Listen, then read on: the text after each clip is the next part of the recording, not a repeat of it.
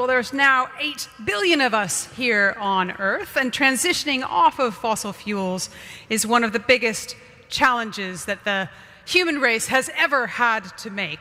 So if you think about it that way, the entire climate project can actually seem quite overwhelming.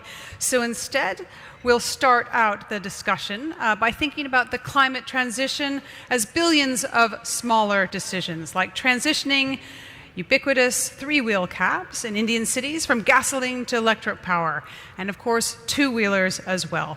So who better to talk about that than a man at the center of that movement, and in fact, the man who is financing the transition. We will be welcoming now to the stage the head of Ola Financial, Ankush Aggarwal.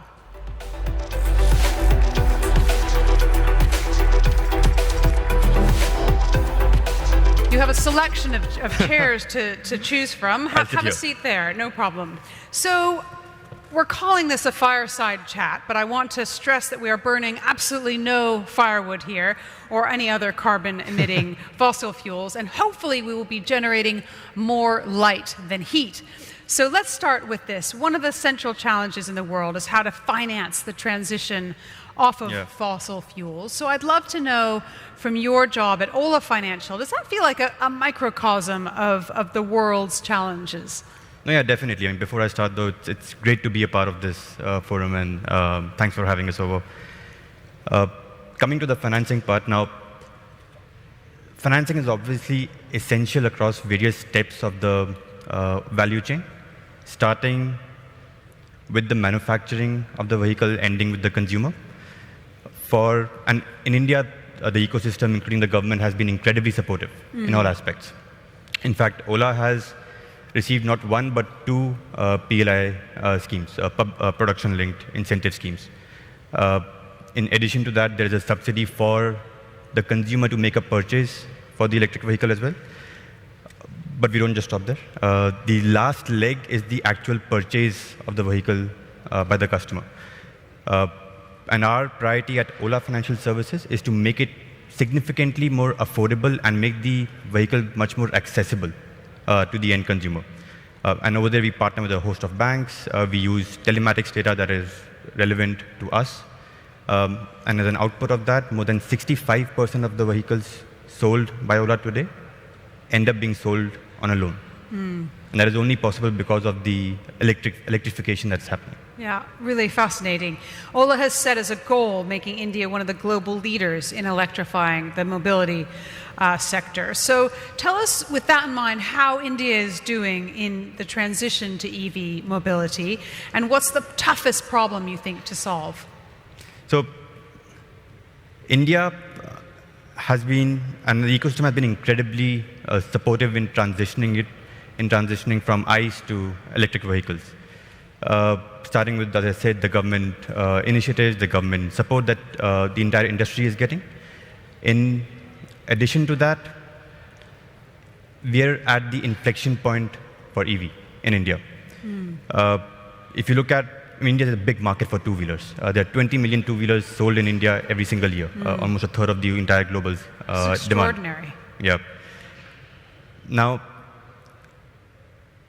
in the price segment that Ola operates in, which is the premium scooter segment, there is a 95% adoption rate for electric vehicles. In fact, every second vehicle which is sold in that price range is an Ola scooter. More than 15% of the scooters sold in India completely are electric vehicles. So we are well on our way. There's still a long way to go. Two-wheelers are slightly more advanced, but the next stop is going to be four-wheelers and much more. So what's the toughest problem to solve? To make great products. But at Ola, what we are focused on is obviously making the purchase more seamless for the end consumer. The battery and the cell technology is obviously critical for the product itself. Yeah, I would say those two are the main problems. Well, let's talk about the batteries, because this is an area where we still need to see a lot of innovation. There's been government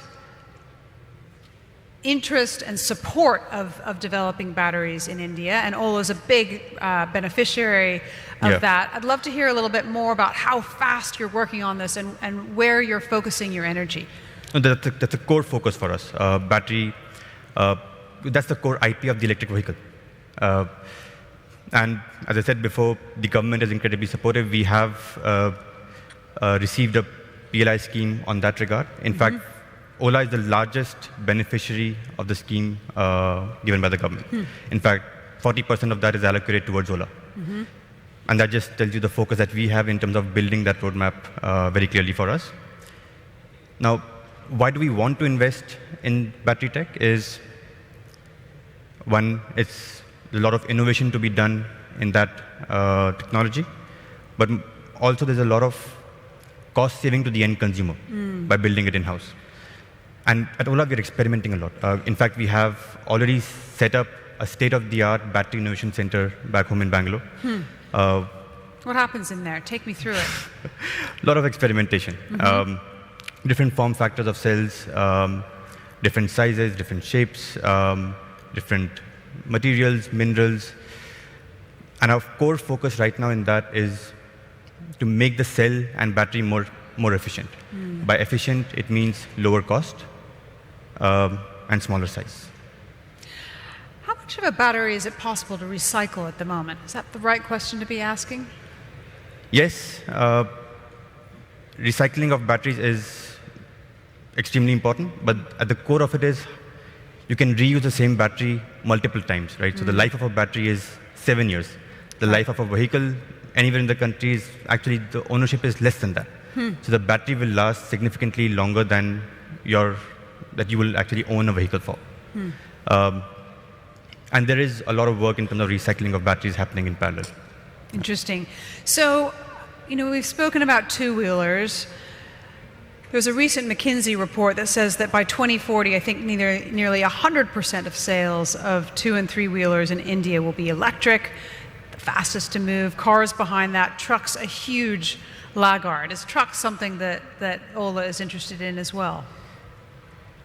Yes, we're always interested. So the objective of Ola is to take electrification to humanity scale. It's not just, we're not a two-wheeler India company, we're a global EV mobility company.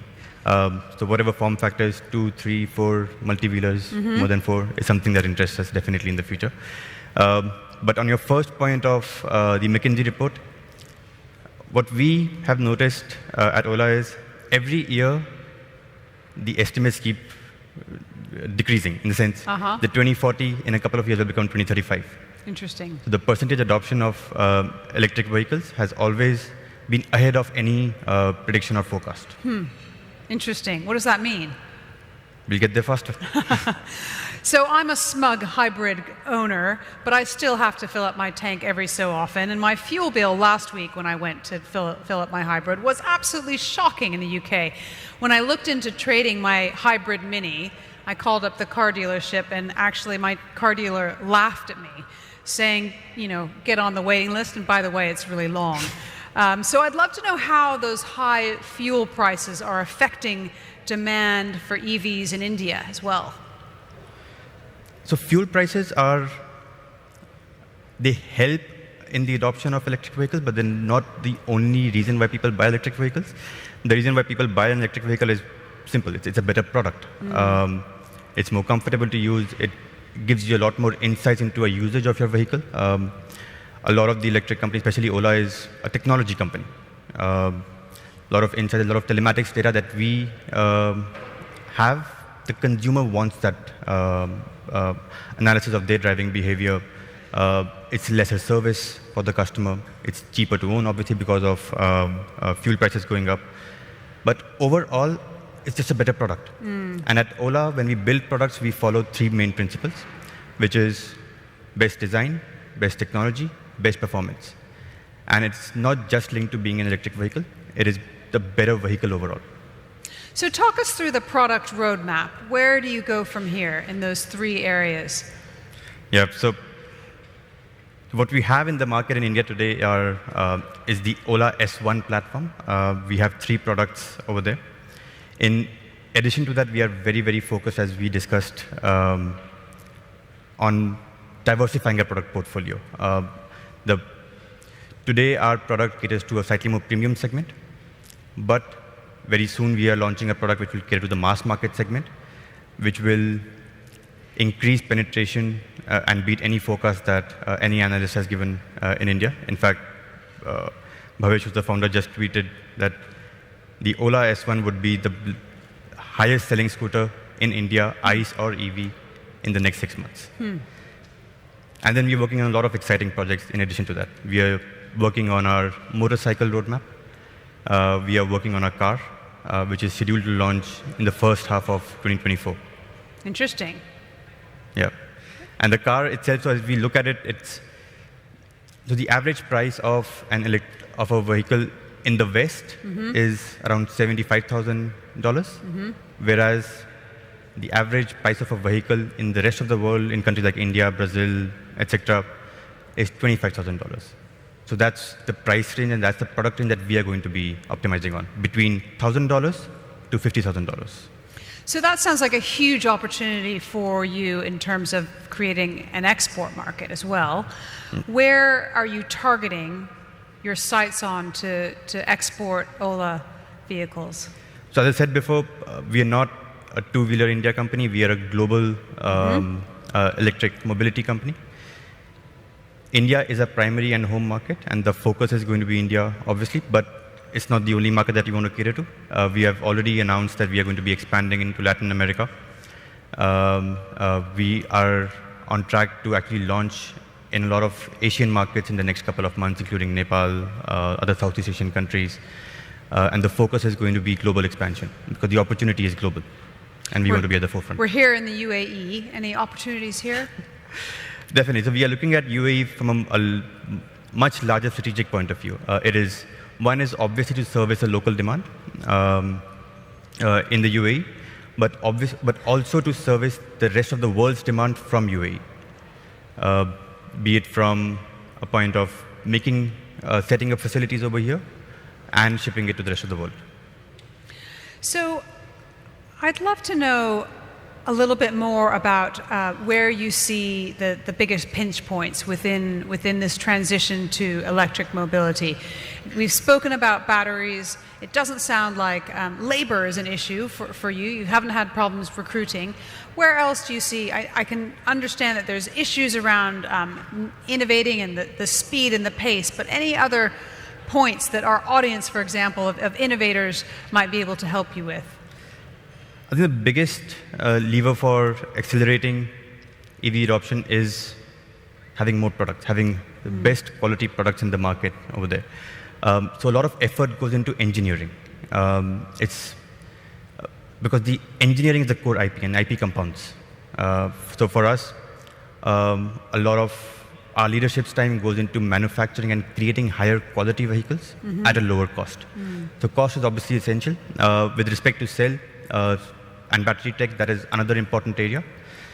Not just because it is going to be the core disruptor, but done well, and if we make the cell more efficient, it can reduce even more 30-40% of the cost of the vehicle.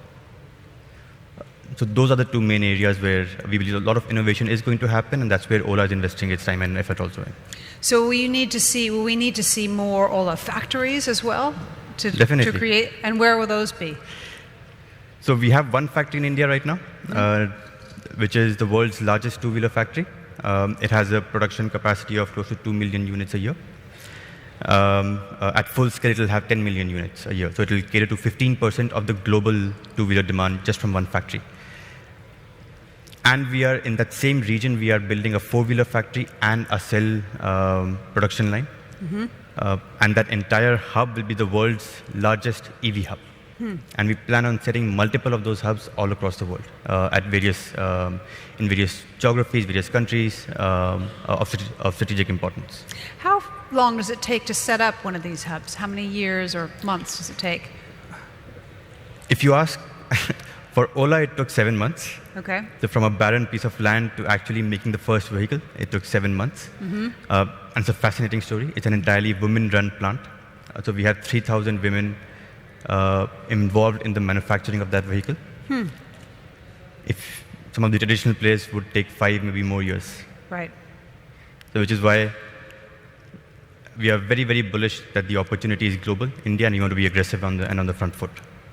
So you've been very successful with the two-wheelers, and you're moving into four-wheelers, as you said. What's the difference between the manufacturing of these, and is there a challenge or a mind switch that you have to make when you move towards manufacturing four-wheelers?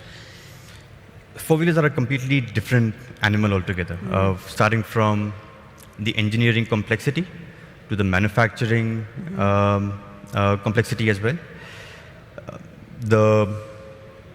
The chassis is completely different. The underlying battery remains the same, but how do you get the battery to be more efficient in a higher weight vehicle is extremely important. I won't give too much detail into what we are planning to do, but we are well on our way to create the sportiest car ever built in India. The sportiest car? Yeah. Interesting. Any more detail you can give me? It'll follow the same principle as a two-wheeler. It'll be the best in design, best in technology, best in performance. It'll have a range far exceeding some of the other players. Yeah, that's about it for now.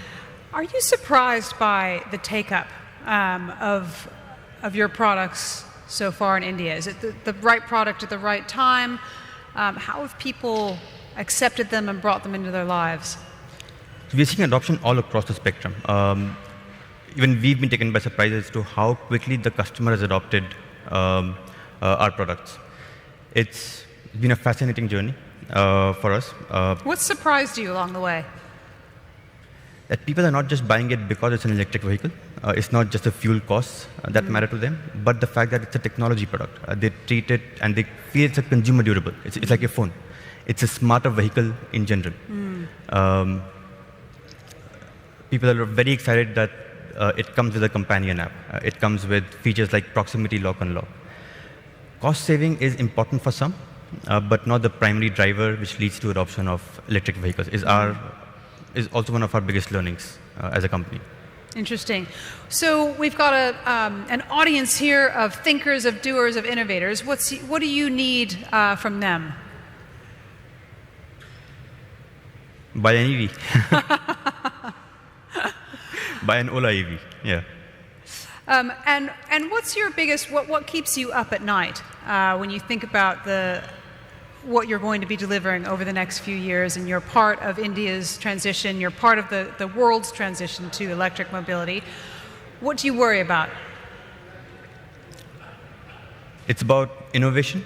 It's about not being a follower, being at the forefront of technology globally, and being aggressive enough and active enough in multiple markets all across the world. But the core focus will and always be one is the consumer, and what the consumer wants. We want to focus on the right technology and the right engineering areas to deliver to the consumer what the best product could be. Interesting. Talk a little bit about your partnership with the UK and India. I know that there's been an innovation partnership that's happened over the last couple of years. What's that led to? So UK is a market where we've been active in. So as a group, so we have a design studio, a design lab over there. It's a top secret lab where a four-wheeler is getting designed and produced. And we work with the local governments very frequently. We have an existing ride-sharing business, the Ola Cabs business, which is more than a decade old now, which is also very successful in the UK as well.